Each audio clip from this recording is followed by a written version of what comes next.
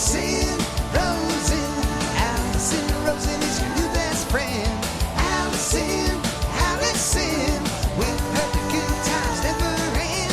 Alison Rosen, doing the wavy pencil dance again. Alison's your new best friend. Hey everyone, hi, hello. Welcome to another exciting episode of Alison Rosen is your new best friend. I'm sitting here in my studio with your husband and mine, Daniel Quantz. Hello. Hello, everybody. How's it going? It's great. I love recording in the mornings. Do you really? I find, listen, I'm an old man, okay? Yeah. And I'm just more alert and full of life in the late morning. Not the early morning. Yeah. And not the early afternoon or any other time. Oh my God, your window is closing. It used to, yeah, I think that's what happens, right? Like you have your good hour. Right, like you used to have a good day. 12 hours, mm-hmm. and then just it slowly narrows, right. And now it's just like it's like maybe 30, 40 minutes. Because you would like to, 20 minutes ago, you could have easily been in bed. Yeah. You're good for recording or sleeping at this particular hour of the day. So this is, as we record this, it is 11:16 a.m. on Sunday. This episode will get uploaded this evening. Now, some people, like a daily news show or something, are on those kind of tight schedules. Yeah. Alison Rosen is your new best friend. Not so. Although what? I think you should be doing a daily live morning show. Are you on that daily live morning show? Well, I'd have to figure out the work part of it. Right. I mean, I could be talked into it, like a H3N3. The way Ethan Klein does it. Are they H3N3? H3? Yeah. I don't know. I know there's two threes. N3. There's an H, and there's a couple threes. Yeah. The N3 has to do with the Zoom H6N, which is the thing that we record on. But yes.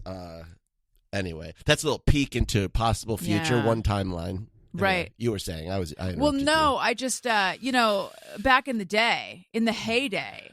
Uh-huh. Why is it a heyday? Because like HAY. Yeah, because that's when people were always happy and saying, "Hey, hey." Hey. It interestingly, like the salad days. That's when you're healthier. But why is it better. salad days? Because what? Because life was a salad back then. It's weird. Like, what does salad refer to in this scenario? Because did salad have multiple meanings? And was just it settled on lettuce, a lettuce meal? Is it like the salad days when when all you could afford to eat was salad? Because salads have been expensive for a while, especially one of those like salad bar salads. Okay, I'm looking it up. Okay. Wow. What? No, keep talking. I can't. I'm too excited to hear what salad days means. Well, then also, my friend once referred to a wallet as a lettuce sandwich, meaning there's so much green in there. But to me, a lettuce sandwich is like, that's what you have when you have no money, because it just sounds like a cheap-ass sandwich. Okay, so the origin of salad days. Why are you laughing? Because it's always this. What do you think the origin is? There's only two origins of anything in our fucking language, I feel like. Of terms and things. So it sounds similar to something, and then people just started saying salad days. Or it's from Latin for salade, which is like the best day or something. Salude. So, in my opinion, popular terms or whatever are either nautical or Shakespeare. Okay, it's Shakespeare. This is Shakespeare. It comes from Antony and Cleopatra. Implies youthfulness and experience, immaturity, using green as a metaphor for these qualities. You know what's interesting? I don't think of salad as a word that they used way back when. Well, if you think about salad feels like modern. A salad. We should get a professor of ancient salads. Of sides. What college would have a professor whose specialty is evergreen, or a culinary college? So we should call Evergreen College and find the professor of ancient sides. And find out. No, I feel like a salad back in the days of Shakespeare. Right, it probably was like rutabaga. but also is probably way fresher than what we're used to because they didn't have bags of salad. Well, no, they didn't. If you bought vegetables, you bought vegetables from somewhere close because they couldn't, they didn't have refrigeration and shit. So, like, I'm sure that made more sense as like a very fresh, very green thing of salad. Right. Whereas now we're used to this fucking, bagged bullshit. When I imagine a fresh salad, like, oh, that chervil came straight from my garden, and I hope you're enjoying the arugula. Extra chervils, please. Yeah. You know what I imagine? What? Worms. In your salad? Yeah. The fresher the salad, the more close to dirt and insects and worms it is. See, this is the rub. big. Can you look up Heyday? The big ag has gotten into your brain and made you think that fresh is actually not fresh and not fresh is fresh. Oh my God. They've really, beep, beep, I'm a sheep. I said, beep, beep, I'm a sheep. It's like, this is a song that Elliot and Owen were singing yesterday. Owen started it, and it is in my head nonstop. Beep, beep, I'm a sheep. I said, beep, beep, I'm a sheep. Beep, beep, I'm a sheep. I said, beep, beep, I'm a sheep. And then when Elliot was singing it, he started making the gestures of like a DJ, like, anyway, the record scratch. But the whole time I was they were singing it and I was enjoying it, I was imagining some dipshit on social media being like, you just think that because you're a sheep. And then like, beep, beep, I'm a sheep. So I guess first I'm of all, like, Heyday is spelled H-E-Y. That's what I said. You said H-A-Y. I said H-E-Y. Well, I thought H-E-Y and I meant to say H-E-Y because it's not like hay, like what horses eat. All right, I'm trying to find. Beep, beep. I'm a sheep. I said, beep, beep. I'm a sheep. Okay, so it originated in the late 16th century as an exclamation of joy evolving from the confusion. Okay, I'm sorry. Jesus. You effed me up because Jeff, tighten this up.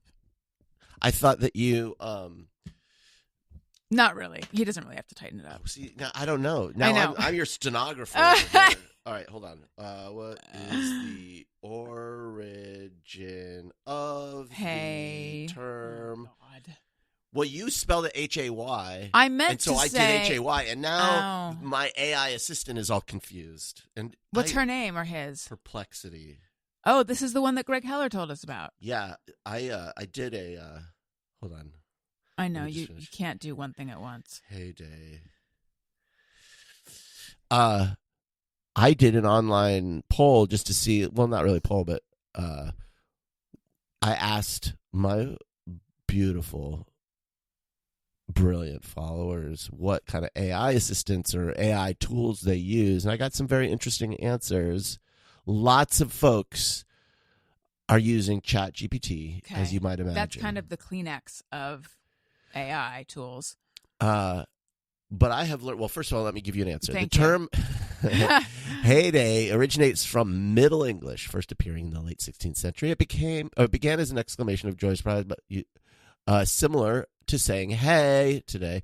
Over time, it evolved from this expression of excitement. So it's just a day where everyone's saying "hey." What? I'm reading. Okay.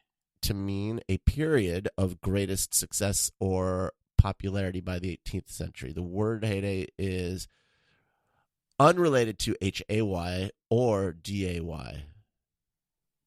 It's literally one word, heyday. So people were walking around going, heyday.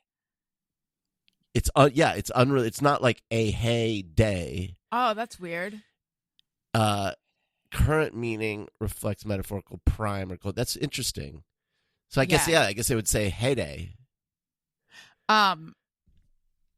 That's like heyday. Like I'm just imagining them holding goblets or chalices and going heyday. I feel like that's what you'd say if you were like Cajun or something about those people over there. Heyday, like heyday. Have you seen? And I don't think you would have, because I only just discovered it yesterday, and I feel like I'm sort of ahead of you on things like this, Jeff. Yeah. This is a this week on TikTok. This week on TikTok, also known as twat. So I was looking at TikTok yesterday, And there's this girl who's like, "Hi, I'm from Did you know that it's Appalachia? The Appalachian Yes. Mountains, not Appalachia?" Yes, but only because Twat has served up Okay. some Appalachian influencers. Oh, to so me. maybe you did see this. She's like, "I'm going to teach you about Appalachian words."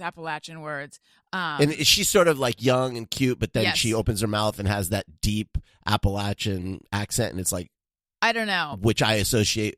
Apologies to our lovely people in Appalachia, but it's just like, and this is media. This isn't me. This is media. You're about to say something really offensive. Just say People with one tooth. Okay. it.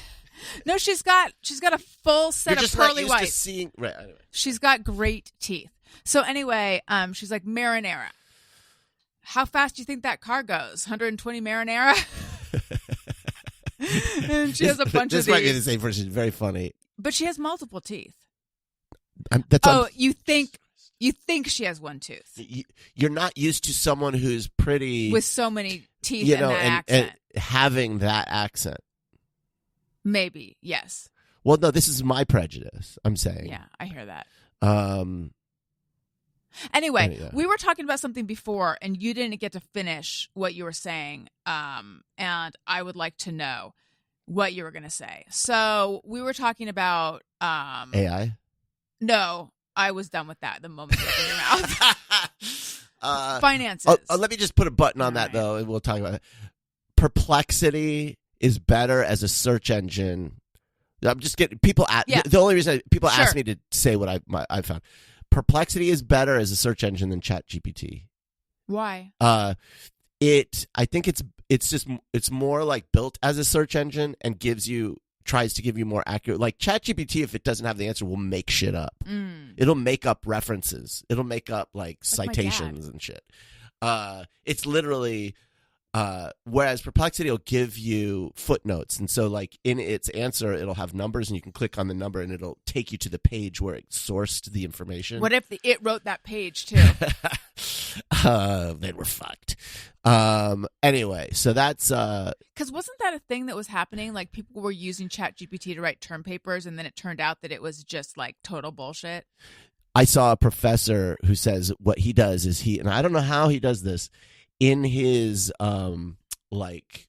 whatever the instructions on the essay, he will hide a line. Oh, that yeah, you can't yeah. see. Yes. Did you see this? No, you told me about it. Yeah, and it'll be like, in order to get a passing grade, you must cite a reference to this person, and it's like Joseph Krenbel or whatever like that.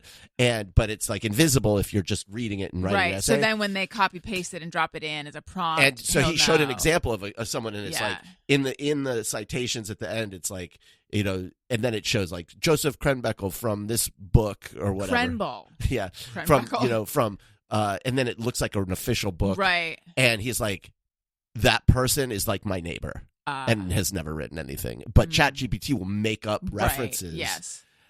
Anyhow.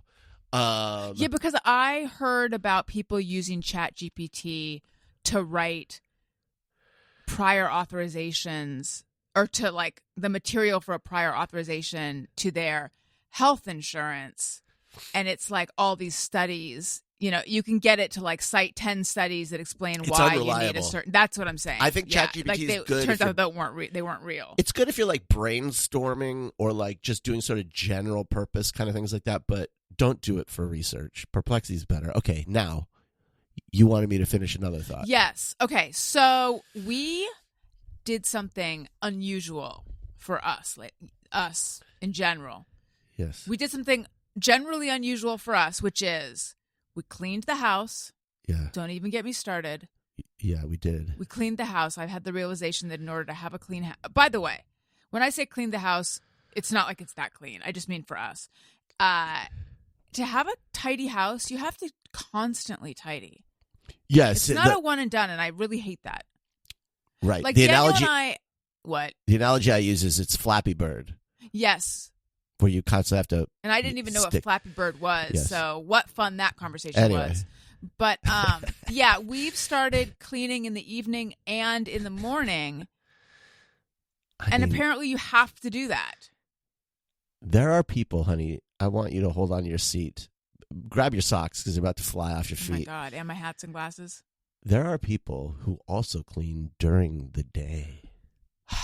It's not just morning and night. I know. It's nonstop. I can't stand it. So anyway, we had, Elliot had a play date yesterday, and I was like, great, we'll just go to their house. But Elliot really wanted his friend to come over here. And so I was like, fine. We have been, I don't just think as an Elliot, aside. you don't understand. Hang on.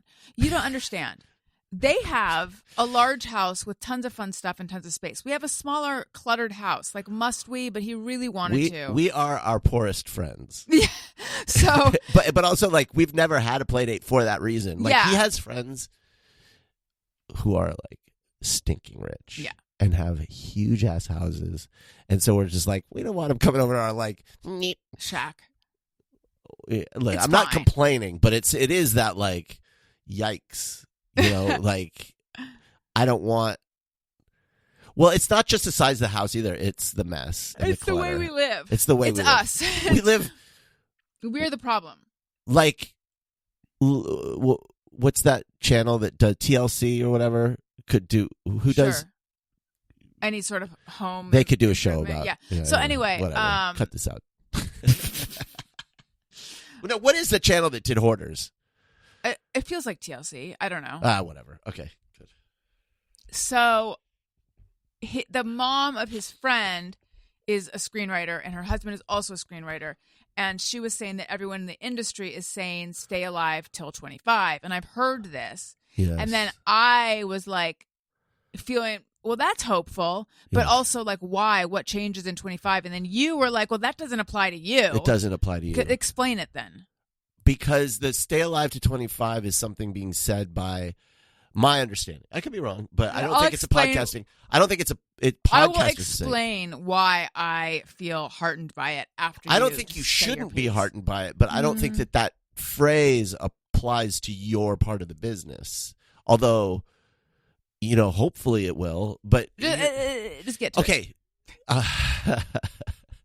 stay alive to 25 is something that screenwriters are saying, because after the strike, the hope and expectation was that, you know, there'll be a huge amount of buying from the studios, you know, because there was just this drought and there's going to be this need for product and content, and so there'll be lots of there'll be lots of work, and instead they haven't, and you know, there's reasons for that I've heard people voice. I'm not sure what the truth is. But I think there's this feeling like they can't keep going like this forever, though. Like, But what magically changes in 25? well, at some point they have to start buying content. Like, I think what's happening is that they're sort of punishing the writers, and that they're just like, oh, you know, you think that this is going to happen, and you're going to be, well, we're going to continue to starve you out, because a lot of writers are having to, like, Yeah. they've lost a lot. I mean, it's been really, Interesting. really hard. I didn't realize it was retribution. And they have, you know, every producer, every studio just has a, like, Backlog. drawer full of optioned screenplays and projects that they haven't made, that have been in development, and so they've been going to that. The problem, I think, is there's a reason most of that hasn't been produced. So you're going to be making a bunch of shit. But you know, this is like me thinking I should get rid of those clothes in the back of my closet that still have the tag on them. There's a reason I haven't worn them, and then look at me now wearing this bathrobe It's that exactly is my the favorite same. garment. You're the queen of analogies, but at a certain point, I used to be the queen of segues. but you've had to I've had to diversify. switch to analogy. Yeah. They at some point will run out of those. I mean, like, they have a pipeline to fill, and it's not going to be filled by AI. And so they're going to have to start hiring and buying projects. And I think their thought is 2025 is when that'll happen. So that's where that comes from. That doesn't really apply to the advertising business, though. So this is why I am heartened by this. Yeah. But you might be right. But podcasting is, well, for yours truly, it's been a little bleak. A little bleak this year. And everyone I know who works in entertainment is also saying the same thing. So therefore, I just assume it's all connected. So if it's all sort of in a bit of a recession right now, and then it'll come burbling and bubbling back, and it's sort of a rising tide lifts all boats. I could be wrong. Yeah, you're wrong. Because the advertising, your part of it is based on advertisers buying ad space, and that's just a separate thing than studios making projects. But is there like a recession, a global? No, I don't think and by it's that about I mean a a recession. national It's recession not. right I now. don't think that the change in podcasting advertising revenue has to do with the recession. I think that there might have at first, but I think that they have just changed how they advertisers just change how they're spending their ad dollars. And so what was sort of a habit, let's just say like, oh, we're doing this now, it's shifted over here. Maybe they're spending money on, I don't Alex know. Cooper. The economy is booming right now. It is? Yeah. Like, for who? I mean, vote for Kamala, but for whom? By every metric, like we are, the stock market is the highest it's ever been. The GDP is high. The fucking the only thing is that prices have remained high, and so people are pissed because the price of eggs is still expensive, and that's where you feel it the most. And so, like, okay, but our economy is just doing great. If we weren't in an election year, would you be saying this? I've been saying it for years. I've been saying that we've been on this trajectory when everyone was like, no, everything's bad. It's like, no, all of the fucking indicators are that it's not. Okay. Well, the indicators are XYZ. Vote Kamala unless you're some kind of idiot. No offense. And also, excuse me, it doesn't feel, I don't know anyone right now who feels like we're in a boom and that that's they're because prospering. prices. Yeah. When you talk about inflation, that's like it's like when you say, oh, inflation is up, that's a rate is up. So like, let's say the price of something was $2 and then you had inflation for a couple years and then inflation levels off. Well, all that means is that the increase has leveled off, but the price is still high. Right. So we've had inflation, all the prices went up and then they stayed high. Well, so should I not stay alive till 25? Should I die? I don't want you to die. I want you to make money for this family. Well, that's what I want too. Yeah, I don't know. Well, we'll see. I mean, again, but people are hopeful. People are optimistic. Like these things that it'll shift. rebound. But anyway, there's a way you can directly support me so that you don't have to listen to this conversation, which I am so tired of.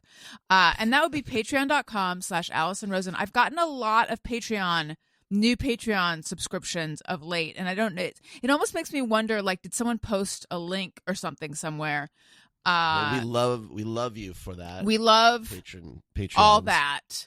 Patreon.com/Alison Rosen. And then also my Substack, AlisonRosen.substack.com. You know, before all this, I was a journalist for many years. I wrote about music, I wrote about other stuff. And I realized...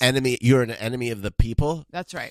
And I realized I've had a number of celebrity encounters that were negative, and I've had a number that were positive. And I don't talk about that. Oh, you're going to reveal the number on your Substack?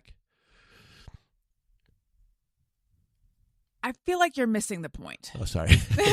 It's not about the number. That's what I'm a numbers guy. Just tell me the number. What's the number? I don't even care who it is. Yeah, I'm going to reveal the number. It's just going to be just a number. Bad. It'll be bad and then number. Yeah, good and then a number. I've never revealed the number of exchanges I've had. And I think when people find out the number, that's what they want. That's what they want to know. They just want to know. No. So you're not going to tell us the number. Fine. I haven't calculated it. I just realized you might want to know who's a massive dick, and you might want to know who's delightful. And I alone can share, for me, who was a jerk to you. and who was delightful. Exactly. I, for one, would be very interested in knowing. I know. That's what I'm saying. This stuff is hot gossip. AlisonRosen.substack.com. And then I think, like, am I, putting asunder my good name? And, like, first of all, what good name? And You second got of all, literally nothing to lose. I thank you. I don't think so, because I'm not really. None of this is really like speaking out of turn. It's more sharing my story of my experience with XYZ. I think as long as I'm not gossiping, as long as I'm just talking about and most of it happened when I was a stringer for Random Notes, Rolling Stone. It's this is Anyway, enough of all. Explain what a stringer is. I don't exactly. I know how I use it. It's like they have stringers in different parts of the country. And who what? file It's just someone reports. who's like a freelancer. Yeah. Well, so the way it would work for did you read Rolling Stone? Oh yeah. Do you remember? I'm having intense breast pain. What's that about? It's weird. Is it hormones? Yes, probably. Okay. So do you remember Random Notes? That was this Yes. called front of the book section where they were talking about events going on Sure. around the country that had to do with music and Flea was shopping for shoes. It's not exactly that, but. By the way, just as an aside, I miss that feeling of getting a fresh new magazine And caring about it. caring about it and being excited to turn the page and seeing the ads. There's no media experience that has replicated that. Yeah. Like going to a magazine stand. Like magazines were great. They were. I fucking miss Now magazines. it's like, it's old news. Yeah, but anyway, go ahead. So anyway, for Random Notes, there was a guy who wrote it, and then, but he was in New York. So if it was like the Video Music Awards in LA, or like Kiss is doing this thing here, or they would send me, and then I would interview the people, and then I would write it up, Got it. and then I would send it to him, and then I would get paid, and then he would like rewrite it a tiny bit and put his name on it. It was really fun. I got to meet really and cool you were people. young. What a thrill. Yeah.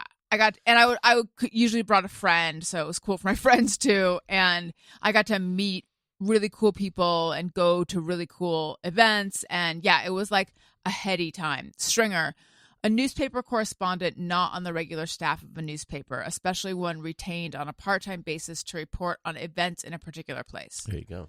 There you go. So anyway, there's like a lot of different directions I could go. Were you a lot finished of telling the story? Yeah, I was telling people to please sign up for my Substack. Okay. Oh yeah, I'm not going to reveal the number today. All right. I'm just trying to think because some stuff happened today, and I was like, we got to talk about that on the show. Do you want to talk about the Insects in our? Oh my God. Yeah, probably. Warning: this story may make you itch.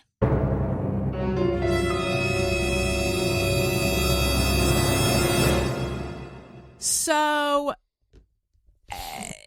just to get to the point real fast, and then I will back up.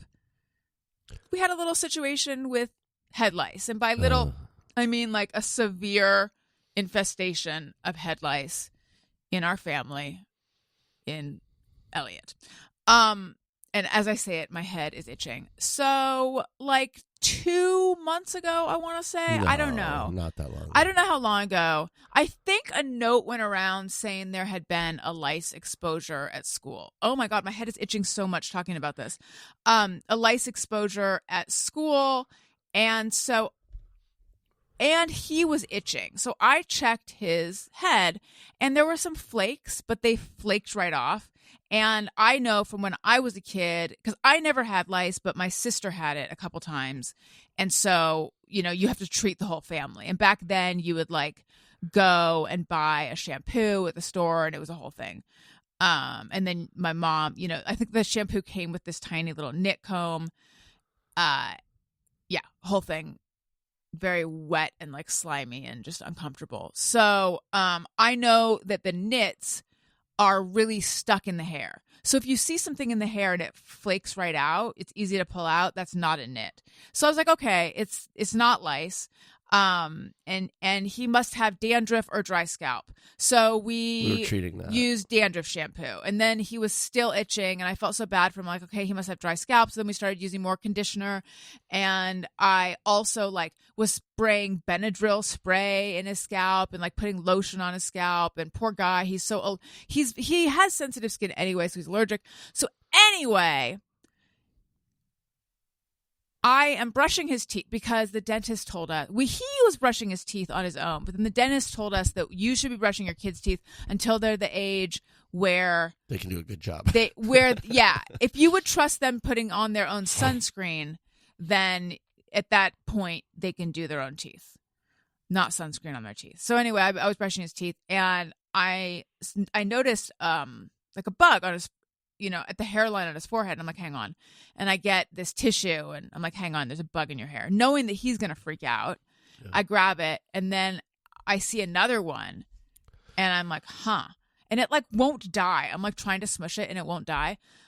And then I'm like, hang on. And I look in his hair, and I see another one, and I'm like, okay, you have lice. You're not going to school. I set him up on the couch. I put a towel behind his head. I'm like, make sure your head doesn't touch anything other than the towel. I quickly Google, can you put your child up for adoption at age 7? Yeah. And then I book a ticket. No, I say to you, Elliot has lice. You take Owen to school, and I start researching because I know that nowadays there's lice professionals who will come to your house and treat you, or you can go to their salon. I call up Los Angeles.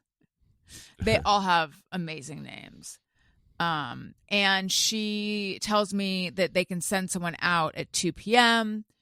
And it's like 8:45 a.m. at this point. That's a long time. That's a long time to sit there feeling like He handled it great. I he mean, did, yeah. As did I. If someone told me my hair was full of, I would be like completely skeeved out. But Well, he was like, can they make, he had good questions like, can they make me sick? Are they going to make me sick? And I said, no, they don't. She's like, do I have to take medicine? And I said, no. He was fine. He was just like playing Roblox or whatever. Yeah. Yeah, she came out and like treated all of our heads, and man, the whole thing is just like the interesting thing to me is how much I have a built-in sort of stigma about it, which I think is cultural. Like, Yeah. oh, the kids who had lice were the kids who were poor, and lived in squalor, which of course is totally unfair. You know, it isn't. Anyone can get it, especially at school. You just pass it around. Kids get it. But what makes me sad is that like we send Elliot back to school, and again, Elliot handling it like a champ, like just totally. He's fine. He's even fine with the reaction from the other kids, but it makes me sad because they're like, "Oh, Elliot." Well, yeah, and they're keeping a distance, and like I'm thinking, "Oh my God, he's going to be now that the lice kid, the kid who had lice, and I'm going to be the lice mom because I will not shut up about it because but they it's haven't like sent a notice all around these other yet. kids." He said that like 5 of his friends were sitting at school scratching their heads. They're all like, "Oh, Elliot has lice. Scratch, scratch, scratch." It's like, you motherfuckers have lice. Yeah. But the school will not like send a notice to their parents to say, hey, like you should be checking your kids. And like someone told me that after 3 cases in a classroom, so in a classroom they send but a notice. Elliot like, could get it again. By the time there's 3 cases in a class, there's way more than 3 cases in a class. So I called the school nurse to tell her. No, sorry, I called the woman who answers the phone at the school. Like Elliot didn't give it to himself. He Right. got it from someone. Like they should all be checking. He has an idea of who he got it from too. Oh. He's like, I think I got it from so-and-so, and I think I gave it to so-and-so. Interesting. Wow. So I emailed that person's parents that night, the one he thought he might have given it to. And I'm like, hey, just letting you know that we treated Elliot for lice today. I know that he and so-and-so play a lot, so just wanted to give you a heads up. And then I was like, is she going to think I'm accusing her of having lice? Because I really wasn't. Whatever. So the school nurse said, yeah, it's... Did she respond to you? I talked to her on the phone that day. Was she nice? The nurse was really nice. No, the mom. Oh, yes, she was super nice. Okay. She was super nice. Okay, she was saying that she remembers when she had it in 2nd grade, and her mom. Maybe it's genetic. Her mom was so over it that she just like cut her hair really short.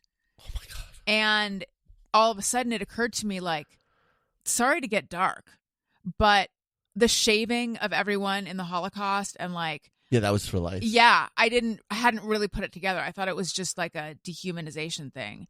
It occurred to me, like, if we weren't on the doorstep of Halloween. Oh, I would cut his hair short. I would have cut his hair short. Yeah. But he's going as Beetlejuice, Right. and we're gonna use his long hair for that. So couldn't do that. Right. And her recommendation is to keep the hair tied back. Oh, so I'm getting ahead of myself. So the nurse said, yeah, I said, are there a lot of cases at school? And she's like, let me see. There's 4 in 2nd grade, but they're in a different class. And I'm thinking, it's not like they're siloed. Like, these kids. Right. By the way, the kids in the other classes are his friends because they were in his first grade class. Like, they all play together. They all play together. Right. So because she's like, oh, they're in another class. And like, there's, let's see, one in, for, she's going down the list. And I'm like, yes, there's a lot of cases. And she said, school, the lice lady had a lot of thoughts about this. She's like, school is not really where they pass it. It's usually an aftercare because they're not really like putting their heads together. Apparently they do, though. So, yeah, they have some games with it. So I was like, oh, maybe it's from his physical comedy class because they're trying on hats. And you thought maybe it was Spirit Halloween because he tried on costumes. But then the lice lady, and that is her name on her card, she's like, no, it's from hair to hair contact. It's from head to head contact. Like back in they don't jump or fly. They just walk from strand to strand. Yeah, and apparently they can't really navigate once they're off a strand of hair. They can't really navigate. They're real dumb, and they have real limited. So this whole thing where we are washing everything, and we washed everything. We washed every I just thing. actually threw out a towel because I'm like, I can't. Really, the chances of getting it from an item are quite small. It's really more this hair to hair thing. So for that reason, you keep the hair tied back. And she said, you could also put gel in it, like the helmet head look, because then there's less for them to grab onto. So I gelled the shit out of both boys, and I put all this like rosemary repel. My head is so itchy right now. Rosemary repel spray, because apparently they don't like the smell of that. There's different sprays that you can use to repel them. So then I contacted his teacher, and I said, because Elliot came home and his hair was not in the ponytail. And I said, what happened? And he said it fell out and the teacher wouldn't put it back for him. She's like, oh, it doesn't really matter. So I contacted her. I don't know if there's a rule that they can't touch the kid's hair or whatever. Maybe she's just like, I don't want to touch your hair. She doesn't touch his hair. No. Well, at that point he had tons of oil in his hair because the woman she thoroughly combed out. But it was clean, and it was like, there's nothing in there anymore. He's fully. She thoroughly combed out. I bet she didn't want to touch his lice hair. She thoroughly combed out. But it's not lice hair anymore.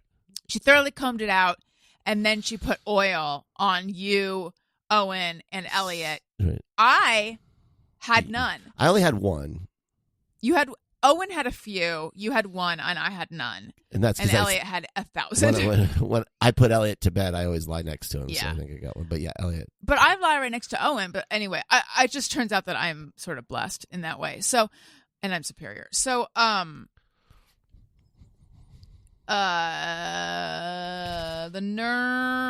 teacher. Yeah. So I texted her and I was like, as you probably heard by now, we treated Elliot for lice yesterday. He mentioned that a lot of friends were scratching, so you might want to send out a note to the parents. And by the way, the lice professional recommends tying the hair back to prevent reinfection. Oh, but I think I said I'm worried the kids are all just going to keep passing it around. The tying the hair back was to keep it tight, so there wasn't this less nice access. Right. Yeah. Nice habitat for it. Right. But and also not a land like a smaller target for a lice to find, Right. because if his hair is just because he has kind of 70s hair. So, she said, "Oh, thank you for letting me know and for worrying about the spread. I'll see if the nurse can do a lice check." And I'm like, why are they not sending out a note? And then I emailed the room parents. Again, I am totally being lice lady. I emailed the room parents to let them know and say, I don't know if you guys could send out a note. No fucking note is going around. And then that's when someone else told me they wait until there's 3 cases to send home a note, which is just wild to me. A listener said they can't anymore. And I don't know what state the listener is in, but the idea being that they have decided that, in sending a note, in doing the checks, it just increases stigma and there's no true health risk. And I get that there's no true health risk in terms of it's not going to make you sick, but they are just going to keep spreading it around. And then another listener who goes to a fancy charter school said that it's raging there. 2 different charter schools, which are ones that everyone tries to get into. It's raging at both of those schools. It's everywhere right now. Everyone, check your kids. Is it the one I'm thinking of? Mm-hmm. Yeah. It's that one and the other one. Oh, really? Mm-hmm. They both start with C. Yeah. It's both of them are just infested. So, everyone check your kids. There's that should be my product pick. There's a special knit comb. I think it's called the Knit Terminator or Knit Eliminator that the woman recommended. So I'm just I'm becoming a lice professional. Well, I just don't want him to get it again. No, I don't either. But the chances are high that he's going to get it again. But as long as we keep up with what I'm doing, which is after we wash his hair, then I go through it with that comb. Because also what she said is it's the bugs that you want to be worried about. If you see an egg or something, okay. I mean, obviously it's not great, but if you see a bug, that's how it can spread, and that means you have a problem. So as long as we just gnarly. Yeah. So anyway, I've been frustrated with this lack of note, and I said to Elliot, "Hey Elliot, do your friends know you had lice?" And he said yes. And I'm thinking, well, if his friends know, then at least they'll maybe tell their parents. Not that 2nd graders tell their parents shit. But I said, how do you know that they know? And he said, because they don't want to be near me. They'll be like, ew, you have lice. And then I'll say to them, it's fine, I don't have it anymore. But he said it kind of with a smile, and my heart broke over oh my. I think he's popular enough to weather this. But he said that when he sits down, there's a circle of no one around him.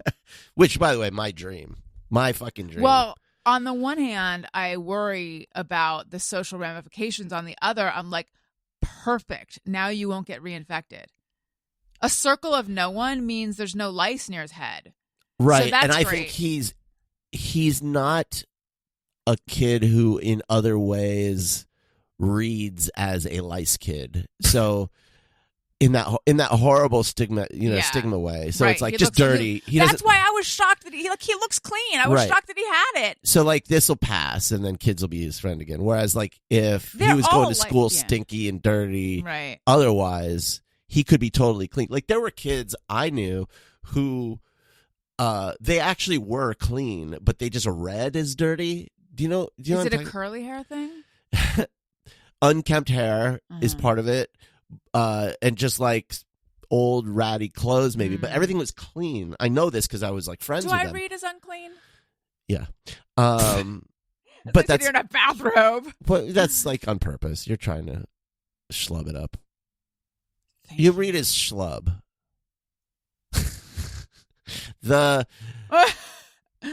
If those kids had gotten lice once, it would have been oh yeah, of course they got lice, even though I had been to their house and they're told they weren't lice kids. So you get what I'm saying.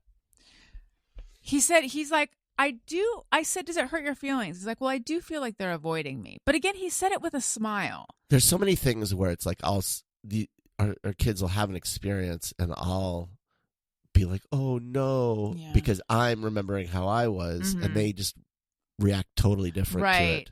I said, because I started getting an idea of what's happening. I said, is it mostly the girls who are doing this? And he said, yeah. Because he told me that he mentioned 2 names, like they still play with him, and those The are his boys. friends. So I think a little bit it's the girls kind of teasing him. The 'cause they like girls- to do that. This has always been the case. Girls tease so mercilessly at this age. Like, they were teasing him last year, I think because they really like him. This was a concept that I feel like I was trying to explain to him, Mhm. which is, and he was like, what? Which is that often when someone It's a crush.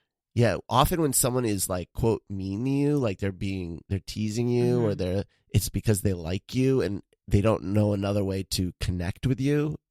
They can get a reaction from you. Is that why you called me schlubby? Or is it because I really look schlubby? No, I'm not trying to connect with you anymore. And he was like, really? So I think that's what's happening. The girls like him because I've seen it when we went to that Halloween movie walk night. thing? No, Oh, we went to yeah, I that movie wasn't there night, to and see the it yet. girls were just like, he was just like, imagine a little girl with a Raggedy Ann doll just like grabbing it and flinging it around. That's what they were doing with him. That was what he was to them. He was just a rag doll to these girls. They were just grabbing him and throwing, like, yeah. Did he like that though? No, he hated it. But I was just like, you're gonna love this Yeah. in 5 Many years, years. 6 years. Yeah. You're gonna wish this was happening. Yeah. Anyway.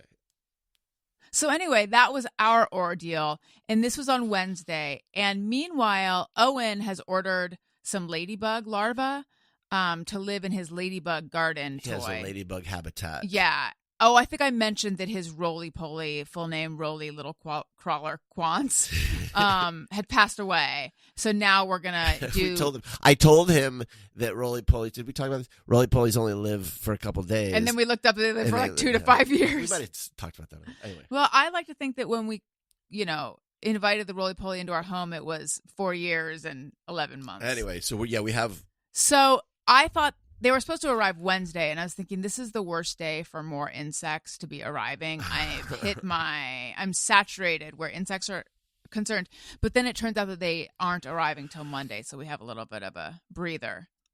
Monday being tomorrow. Our vet has a pet possum. Oh, yeah. I posted that on Instagram. Speaking of critters, and Yeah. that was the cutest fucking thing. So our vet, I don't.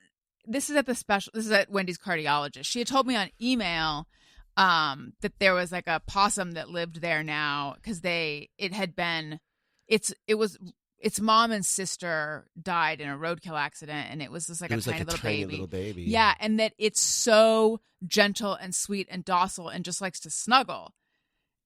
So they brought it out, Yeah. and it was just sitting there. Snuggling. Yeah, and like a little nuzzling. kitten. And I got to hold it, and it like sniffed me, and it was just so chill. And its little belly, it was like a little, like holding like a little dog or cat or something. It was very And I cute. was pretty surprised. And a lot of Instagram people were like, no way you can hold a possum and it won't attack you. And I said, yes. Now, Don't go reaching wouldn't- for wild possums. I though. wouldn't do that. That being said, I have learned from following various accounts that possums in general are pretty friendly. And Or they're that said, not their aggressive. body temperature is low enough that they can't incubate rabies. They Right. don't get rabies. Yeah. So Although I Be don't nice know to that possums. that's what I would worry about from a possum. well, Rabies. I don't even think possums bite. I don't know. anyway, be nice to possums. I feel bad because when Ray and his dude were here many years ago, they found a like juvenile possum in the wood pile, and they put it in a box and showed it to me and said, "What should we do?"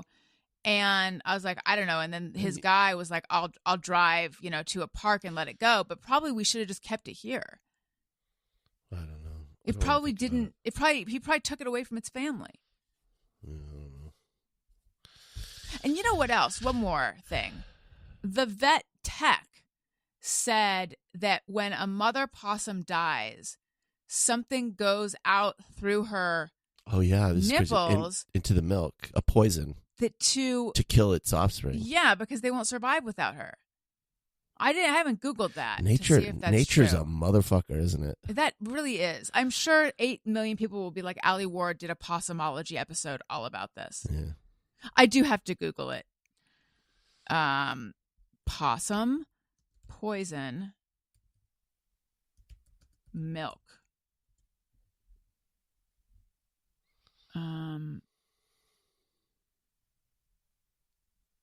I had read, okay, yesterday, this is on Reddit, so.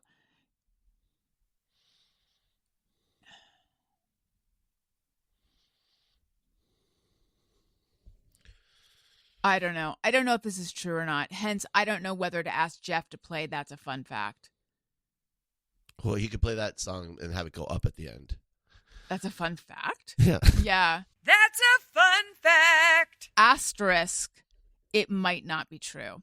All right, let's see what our callers have to say. Hey, it's Rich from New Jersey. Hopefully you can hear me because I'm driving to work. We can.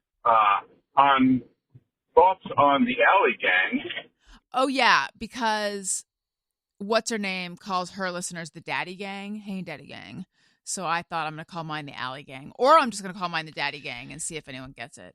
Is she the most important podcaster who's ever lived? Alex Cooper of Call Her Daddy? Probably. She's kind of a pioneer. She's kind of She's the face of feminism in 2024. Okay, go ahead. How in the hell are we not the Alley Cats? Come on, it's right there. Oh, You're leaving it. that's- I mean, it's right there. You can have it for free. Alley That's Cat. for you. That's my gift to you. All right, then. That's it. See ya. Thanks. Rich from New Jersey. Thanks, Rich from New Thanks, Jersey. Rich from New Jersey. The Alley Cats, the- sure. I could do. The we only could- problem with that is that we're not really a cat-friendly podcast. Oh. Sorry, Jeff. Mr. Fox, we're under attack. I guess I suppose we could shift. I mean, that would be like a real brand shift. It might be time, given that it turns out that I am a true autumn. Is that why you don't get advertisers anymore? You're not cat-friendly enough? Oh, yeah, you're a true autumn. This is like completely changed your whole Well, personality. it just makes me think we might have to change the logo to orange. Should I redo it with autumn colors? Yes, probably just for fun. Oh, you know what we should do? What? Idea Factory. Make the logo in 4 different colors based on what color season you are and sell them. Like T-shirts? Yeah, T-shirts, Daniel. Ever heard of them? Yeah, I'm wearing one. Well, then why do you act like you've never heard of it? But you said do logos. My you should do logo. logos, and then you pantomimed T-shirts, and I'm like, you're not just going to be creating logos with the colors. You're I talking didn't about. say that it was going to be on T-shirts. There's a lot of sentences or fragments of sentences that you keep hidden in the lockbox of your brain, and I'm trying to bring it out so that people know what the fuck you're talking about. I didn't realize that I hadn't said T-shirts. In my mind, I said logos on T-shirts, and then we sell them, and then you went T-shirts. Yeah, I know what you think. Well, So anyway, you're going to do T-shirts of the different colors. yeah, heard of them. Anyway, isn't that great? I love this Colors? idea. Hi, Alison and Daniel. This is Isaac from New York City. I'm calling with a just me or everyone. So I have this thing where I'll be walking down the street and I see a I'm debating whether we should play the Just Me or Everyone jingle. Sometimes I ponder on something I have thought or done. Is it just me or everyone? the end of the block someone who's handing out flyers. And because I'm just like socially awkward and I don't want to deal with the whole like, oh, I don't really want your flyer, but I'll take it. And now I got to find a place away for me to throw it away. The whole time I'm walking up to them, I think, don't hand me a flyer. Don't hand me a flyer. Don't hand me a flyer. And then when I finally get up to them and they don't hand me a flyer, suddenly I think, oh, so your flyer's too good for me. So I just need to know, am I crazy or an asshole? Thanks. Love the show. This was Isaac from New York City. Isaac. I fucking same. love that. Absolutely Yes, the same. exactly. Why didn't they offer me the thing I absolutely don't want? Yeah. But wait, why didn't that person that I don't like me? It is they should like me. What's wrong with me? It is absolutely. They have looked at me and assessed that I am not worthy of their stupid flyer. Same with people who are doing like, if you're at the Whole Foods, which I haven't been doing forever, but like, you'll have those people with the clipboards getting signatures or whatever. And it's just like, motherfucker, I don't want to sign your clipboard, but you should be so lucky to have my signature. Yeah, you should want this. Yeah. It's true. What are we going to do, This American Life. Okay. I recall years ago. Remember the rule that we don't mention other podcasts? Okay, I'm just kidding. Norwegian death. I'm joking. They did a story years ago about there was some crazy person on the subway who would just go up to people and go, you're good, and just point, like go down the line. And then this rings a bell. And then every now and then they go, you're not good, or something like that. And people would get really invested. Yeah. Like, this is based on nothing, and yet this opinion of this total stranger ended up meaning, like, I hope I get good, And it's weird. Our brains are so wired to be to care what other people think. Yeah, and to be seen as worthy or something. Right. When, it could be a million other factors. Mm-hmm. Yeah, I have oftentimes likened like a troll or negative feedback to like if I was walking down the street and some rando just yelled something at me, how would I feel about it? But it would ruin my day probably. So I guess that's actually a terrible analogy. Yeah. But going back to the I need someone that I don't like to like me. I had this friend Steve many years ago, and in my Substack, I just revealed that I had a pretend boyfriend named Steve when Can I I was tell you something? 14. Yeah. I've never had a friend named Steve. I've had so many. Never. Well, I probably took yours. Yeah, you probably took my allotment. Ooh. Let's just allotment do a quick name check. Okay. Okay, Steve's, I've known a lot. You? No, 0 Steves. Okay, I'm just going to put a plus and then a 0. Mike's, like the vast majority of people Mike's, I know lots are of Mike. Mikes. Okay. Tons of Mikes. Rob? Yes. A couple Robs. Dave? Yes. Uh-huh. Matt? Yes. I've known a handful, but not a ton. Chris? Yes. Lots of Chris's. I mean, I know some Chris's, but I've never been real close with a Chris. Never close with a Chris? Never close. I've never had a close Chris. You never had a Chris close? Okay. What about Mark? I'll go through the biblical A Mark. lot of Marks. Yeah. Jeff. Yep. Hi, Jeff. What about Lucas? A lot of Jeffs. I have only known one Lucas, 0 and I Lucas. didn't know. Really, yeah, no, not a lot of Lucases. Logan. Logan. No Logan. One. I feel like these are more modern. Yeah, names. no, but we're going back to the names of our youth. Our youth names, yeah. Brian. A lot of Brians. Brian, lots of Brians. Tons of Brian. Brad. A lot of Brads. Yeah. Scott. Tons of Scotts. Have you ever named it? A lot of Scotts. Have you ever known a Scott called Scooter? No. Yeah. I've known a Scott named Scooter and a Ben named Benno. I've never known a Benno. No, I know a Dano, and it's not you. I don't know any Bennos. Is that an Arizona thing? No. Anyway, this has been fun. For whom? I like to think it's been fun. I feel like there are people we've drawn to the show who are into names. I get tweets and things about names all the time. So this is a podcast where we discuss names. I'm a little bit upset internally because in high school, our friend Brad, you know how sometimes friends come in pairs? Oh, Pune? I haven't known any Punes. Pune, Bass, or Pooh. I've had one Pune. Okay.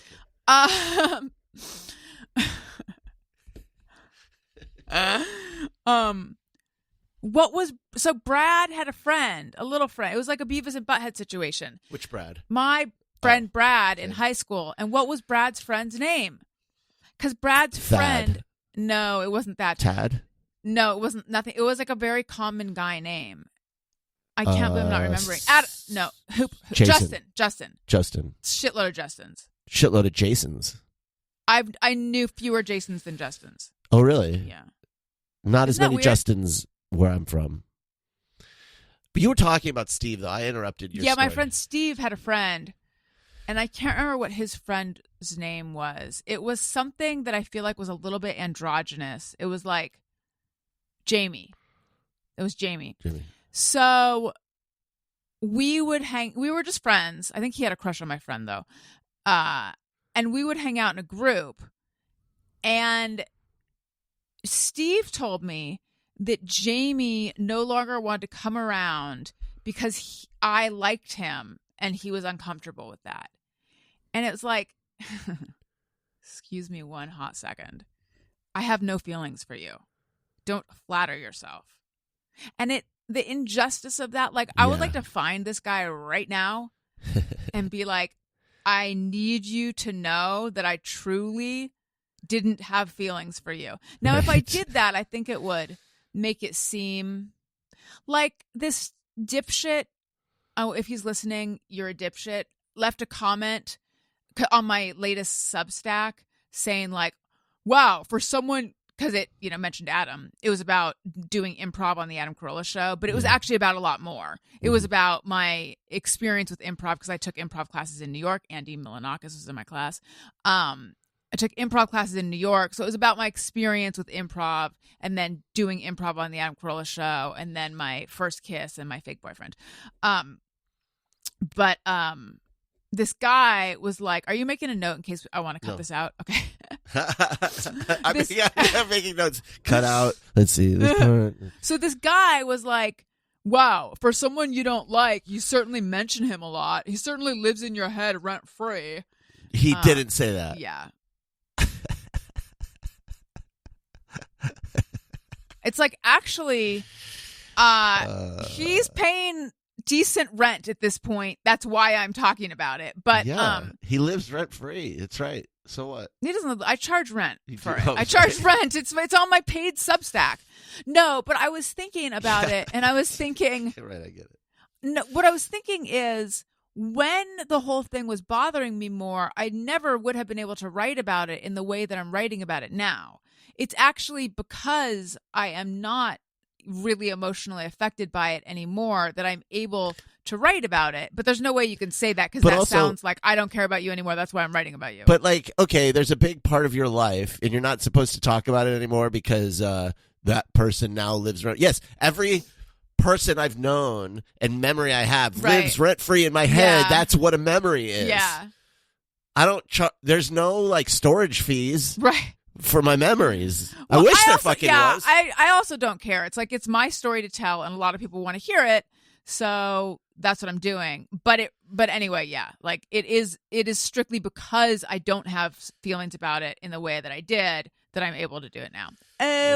Okay, moving on. Hi, Alison, and I assume Daniel. This is Your assumption would be correct. Edie. I just saw you wanted us to call in, and you're asking how it's going out there. It's going okay, except after talking to a couple people this morning, I just was like, well, fuck, Trump is winning. Oh no, I can swear. Yeah, you can. And that sent me into a spiral. So that's a little bit of a, hey, go fuck yourself. Because fuck yourself to Trump, and fuck yourself to everybody voting for Trump, and fuck yourself to all of it. Hey, go fuck yourself. So I hope I'm wrong, but anyhow, too depressing. It's just near everyone, which I think I called in once and it was too long, and this is probably already too long, is that I travel with my pillow. If it's one night, if it's for 3 weeks, I bring my pillow everywhere. It is a little bit of a, almost like a lovey to me. I know you have your bear, koala. You have something else, but mine is kind of my pillow, but also I don't trust any pillow out there. And so that's mine, just near everyone. Anyone else travel with their pillow? And to keep going a little longer, going all the way back, I wanted to thank Daniel because I changed my daughter's life by buying her the pillow for Christmas last year that he recommended. She was complaining how terrible her pillow was, and she loves it. So thank you to Daniel. Anyhow, sorry to be a bummer. I realize now you may not even play this. This is Edie, because I'm a bummer. I'm normally not. Okay, bye. I mean, but she Edie, wasn't a you're not a bummer when bummer. it came to pillows. I mean, the Coop pillow, great. You should put a link to it. Fucking amazing pillow. They were on sale during the last little Prime thing a couple weeks ago, so I'm assuming they'll be on sale again during Black Friday. So keep a lookout. They're great. The reason they're great, besides just having good stuffing, is that you can adjust the amount of stuffing. Mm-hmm. They give you extra. So if you want it extra firm, you can make extra. If you want it extra soft.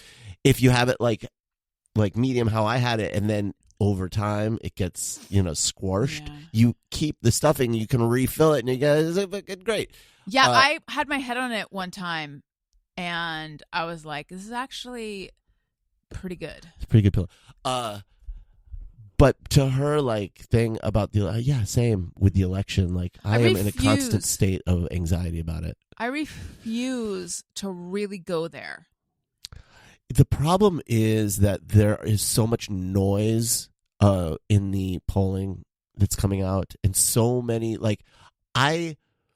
in a given day, I will see polls that show her way up and way down. I will see anecdotal evidence that says, "Oh, she's going to win in a landslide," and then evidence that actually no, it's lost, and you don't know what the fuck to believe. I don't think, and I think that's actually when you hear so-called experts or people that are really, really close to this stuff, like David Plouffe, who's running Kamala's. Is his name spelled Plouffe? Yeah, or Plouffe? He basically says, "Look, nobody knows what's going to happen, right? Great. Assume it's a coin flip and get out there and vote. Vote and convince people. If you know people serious, this is I'm getting serious. If you know people who aren't planning to vote and would vote Kamala, don't let their cynicism and their nihilism rule the day. Your vote matters. These elections literally come down to hundreds of votes. Yeah. Your vote fucking matters. And if you're in a solid whatever state, vote, because guess what? Things aren't as solid as you think. There's a chance we could flip Texas. I mean, I wouldn't put my money on it, but the indicators are not bad. And so if you're in Texas and you're like, "Oh, this is a red state," vote. And if you're one of these people, it's only red because you're not voting. If you're one of these people who's like, "I can't vote for genocide," don't even get me started. So I can't in good conscience vote for Kamala. So you're either going to withhold your vote or you're going to vote for Jill goddamn fucking Stein. What you're doing by doing that is you're voting for Trump. Voting for Trump. I know you think you're not, but I will do the math. Hang on. You are voting for Trump, a person who is going to be 1,000 times more deadly to and Palestinians. Horrible to the people you claim to care about. The only people that are going to do well under a Trump presidency are rich white men, or the only people who won't. Rather, let me rephrase that: the just only rich people who won't be harmed and by dictators. a Trump presidency. So, is it really worth it to you to make life measurably, tangibly worse for all the vulnerable people? You selfish asshole. I'm going to make it real simple. First of all, with the Stein vote, it's a binary. You can fool yourself into there's two options right voting now. Voting isn't personal expression. Super salad. It's not a person. This isn't an act of personal expression. There's other ways to do that. Voting is simply a binary. And if you would be otherwise inclined to vote for Kamala and you don't vote, that's +1 for Trump. This is actual math. I'm not making this. This isn't rhetorical. This is actually, if you vote for Trump, it's +2 for Trump. That's how the math goes. That's why converting someone is worth more than convincing someone not to vote. So it's +2 for someone who would have voted for the other guy who votes for you, and it's +1 if that other person just doesn't vote. You are giving +1 to Trump by not voting, okay? So it isn't like a protest vote. You're voting for Trump. And it is a zero-sum game. And Trump, I'll remind you, he gave Jerusalem to Israel as their capital or whatever, and he gave the Golan Heights to Netanyahu, and he is going to let them quote finish the job. He's going to let them annex the West Bank and Gaza. Count on it. Kamala won't do that. So do you say Kamala? Yeah. Sort of like Kamala. He and Netanyahu are super buds. But here's the last thing I'll say. This is my last pitch, okay? Because this is the one thing no one talks about, and this is really, really important. Whatever side of this you're on, just think about what's important to you and understand. As soon as Trump wins, and I'm not even going to talk about all the Project 2025 shit and how their plan to make a federal abortion ban is not going to be legislatively. There already is law in the books called the Comstock Act, and they're simply going to push that through the courts, and the courts will say this is like the Comstock Act. It says that it is illegal to transport anything that would have to do with abortion. And so any pills, any instruments, anything, it would make effective a federal abortion ban. They do not need to have the Senate. They do not need to have the House. Okay? So understand it's going to happen in the courts. They've already said publicly, look it up, that this is the plan. So the only way to stop that is for Democrats to win and legislate. Okay. If Trump wins, Clarence Thomas and Samuel Alito are going to immediately retire, and he will appoint 2 more. That will mean that Trump will have appointed 5 of 9 young, radical Federalist Society judges. If you're a leftist and you're like, I'm not going to vote, understand that for the next, 40 years of your life, we are going to deal with the ramifications of a Supreme Court that is radical, radical, radical. Not only that, he is going to pack all of the other federal courts with more of those judges. So they won't even need to get all the way to the Supreme Court. Shit is going to get grim as fuck.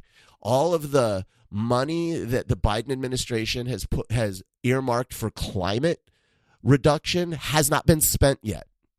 It is going to start being spent next year, and Trump can make that go away. So all of that hope that we had for like a cleaner environment gone, because he doesn't believe in it. Guys, it matters. Vote, please. Okay, that's it. Yeah, I just think the only moral vote is a vote for Kamala. Forget morals. It's just fucking binary. Vote for Kamala. Don't be an idiot. Yes, it is. Well, moral. that as well. But I mean, I just think that like voting. You're right. I just meant like it's not about projecting your own morality to anyone else. But yes, it's. Well, I think so, because I think that to vote for him or to allow your vote to be counted for him if you don't vote or vote third party is endangering. So it might not be endangering you personally, but it's endangering so many vulnerable people. So you really have to protect them. Okay. I believe that's why I feel it's moral. There was a guy who was like, I'm going to vote my conscience and vote for Stein, one of those guys. And I'm like, I just went off on him because it's like, you motherfucker, you don't give a fuck. No, you're a selfish You don't give a prick. fuck about all the vulnerable people. Like when he starts sending the police after people who are suspected, whatever that means, of being illegal, he doesn't even care. He said so. He's like, if I round up a mom who wasn't legal, like, oh, whatever. And putting them literally in camps. And if you're in LA, if you're in a blue state, and your governor's like, no, I'm not going to let the police do this. Uh-huh. He has said that he's going to have neighboring red state National Guard come in. Well, what happens when California says, well, no, and they activate their National Guard? Like, think about this, people. Yeah. How is this tied? I don't understand. I just keep imagining a comic of like, cattle car taking off all the driving away with the undesirables or with the whoever they're rounding up, and then someone watching it and being like, but I voted for Jill Stein. Like, yeah, or all these Latinos who are like moving over to Trump. He's like, you understand that in his eyes you're illegal. Like he doesn't see you as white. He said he's going to expand qualified immunity on local police officers. He's going to make it Yeah. so that basically police can do anything and not be prosecuted for it. I mean, just imagine, like, he said this. No, This it's is, really. I I know. I can't. I know. I do think. Where are we? I don't know. One more quick thing. Sorry to get all political. Yeah. but Well, no, I think it's important right now. I do think there's people who are listening who might be like, I'm confused because given your stance on the Middle East and all the stuff you've been saying after October 7th, I would think that you would want to vote for Trump because people think that he's the better choice for Israel. And I know that there are Jews out there who think we should vote for Trump, which is like, it's just in no world would I ever. There's the man is just too. There's too much at stake. It's too dangerous. I'm not a single issue voter. Like, and also I don't trust him at all. I think right now he seems to be a friend to Jews, but I think he's not a friend to anyone, and I think Jews are just a little further down on the list. What's of safer for others. Jews? First of all, Trump. You trust Trump's loyalty, really? Like he just did a rally in Michigan where he accepted the endorsement of Muslim clerics there who are anti-Israel. Yeah. Because they're just trying to stick it to the Democrats for being pro-Israel. Like what? It's completely, it's just bizarre. Like, look, anyone who thinks that Trump is on your side, if you're not also a fucking billionaire, guess what? He's not on your side. Yeah. Okay, that's number one. Number two, Kamala supports Israel. Okay, just like she's trying to walk a line I know here. it's trying to thread a needle. You know, that doesn't mean that she thinks that everything that they're doing is right. You know, and I don't think we should, as the United States, just have a blank check for Israel to do whatever they want. We should care about the civilians who are getting caught up and dying, and it's horrible. But like, trusting Trump on anything you're an idiot to do that. He's done nothing but show us how disloyal he is. He cares about only one thing. Sorry. And the minute he guess what's going to fucking happen when he becomes president? China is going to invade Taiwan. Do you give a shit about that? They're amassing their troops right now as we speak. Like, I'm sorry, the world is going to become way more chaotic. I can't. We got to move on. I can't with this stuff. I need a medically induced coma. I need to be awoken on January 21st. Okay, I have a question. You know that horrendous mom group that I look at every now and again? Okay, so I was looking at the horrendous mom group, and this woman who's one of the worst in there is like, you know, always almost being kicked out because she's stirring the pot politically. Yes. And like they have weird lines where or is this just back in the day? Still. So she was like, you know, if you look at her thread, it's like every time there are any deaths at the hands of Israel, right. She's like, you know, sending love and light to the parents of so and so, and like she's just every single time on the mom board. Yeah. Good God. But the wife of Monk and Fussell, who got into it with me a while ago, not about politics. She wrote, you know, war is hell, sending love to all, like sending love or something. But I was like, doesn't that suggest that to write war is hell as a response to this very one-sided expression? I almost think that she's kind of in a passive-aggressive way not agreeing. Is she Jewish? No. But wouldn't you agree? Well, it can be read both ways. I can definitely see that's it. Why I think it's passive aggressive. Right. Because I feel like that's not quite agreeing. It's saying like that's essentially war saying as hell shit is something happens. that I would agree with. Yeah. Right. Like, yeah. That's why I think she's actually not really agreeing with what this woman is. The enterprise of this woman. if you believe war is hell, if you believe that you want a more peaceful world, you have to vote for Kamala. Oh, that's what she did. She said, war is hell. War is hell, praying for peace. That's someone who does not agree with what this woman was Peace writing. doesn't come from emboldening dictators. Yeah. And that... You're getting back into it. Sorry. Everyone, apologies for how political we got. It's just, it feels scary right now. I want to say this. If you disagree with me, I don't hate you. I wish I could talk to you. Yeah. I wish that, because I believe that there's perspectives maybe that people in my life who I know who vote differently than me often, it would be, I think we could talk and come to some consensus, but there's a lack of willingness on that to talk. Mm-hmm. And I just wish we had more people talking to each other and more people sharing each other's points of view in a way that wasn't toxic. And that's, to me, what is wrong right now in our culture. We're not doing that. But I understand if hearing this bothers you. It's just that it would probably bother me, and I agree with us. We'll get through this. Hopefully. Can I change the subject and Yes. then we'll end the show? Yeah. I have a canker sore right now, Mm. a pretty sizable one, Ooh, and I just sexy. want to sit here and just, bite into it because it like hurts good, like. But I have it because I bit my lip, and how fucked up are our mouths? It's the worst design. But have you Why for put me, something so sharp next to something so sensitive? For me, if I'm too aggressive with my toothbrush and hit the side of my mouth or anything like that, I know, okay, here it comes. I'm going to get a canker sore. Is that how it is for you? Any I sort don't of always cut, get a canker sore if I bite my... But oftentimes, any cut in the mouth, I do get a canker sore, which I think what that means is that... You're a filthy... Yes, I'm filled with... disease-ridden... I'm a schlub.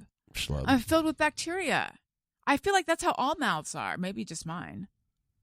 I don't know how it works. I mean, I think I'm pretty clean. I floss twice a day. You do. How often do you floss?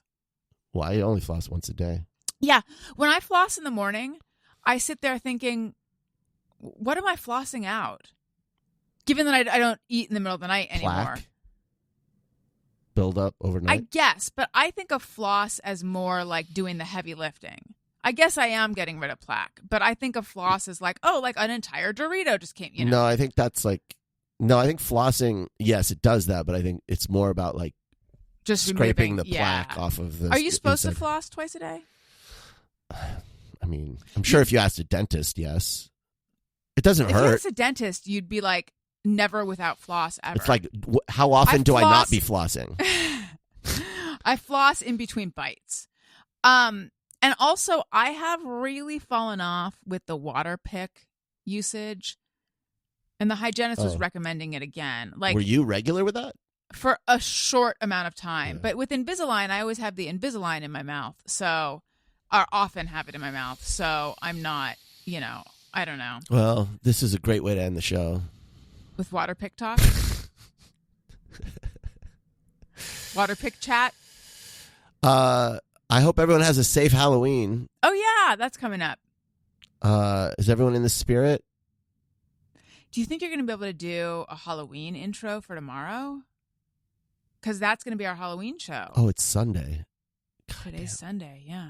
I don't know. Shit. Well, I just mean it should be Halloween themed this week. I know, because it's dropping on Halloween. Yeah. Well, we'll see. All right. We'll see. I would like to thank everyone for listening. Thank you for listening. I love you. You matter. Goodbye. Bye. Hey, do you know about the Alison Rosen show? We had a good time, but now we gotta go. Yeah, Alison Rosen is your new best friend.